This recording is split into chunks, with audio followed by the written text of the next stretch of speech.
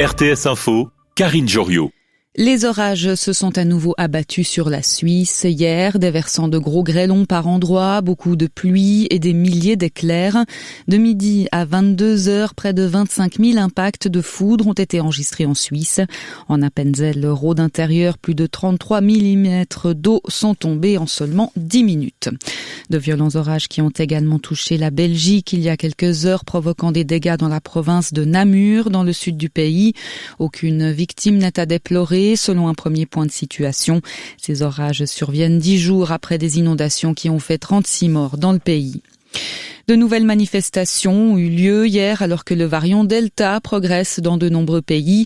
Des dizaines de milliers de personnes se sont mobilisées contre les mesures sanitaires. Ils étaient des milliers de manifestants à défiler en France contre le pass sanitaire et l'obligation de se vacciner dans certaines professions. Même chose en Italie.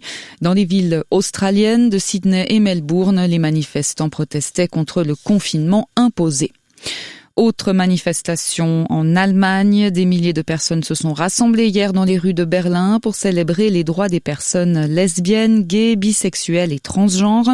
Une marche des fiertés qui a également eu lieu en Hongrie où plusieurs milliers de personnes ont défilé à Budapest, alors que le Premier ministre Viktor Orban a annoncé la tenue prochaine d'un référendum sur une loi interdisant la promotion de l'homosexualité pour les mineurs, une loi vivement dénoncée par l'Union européenne.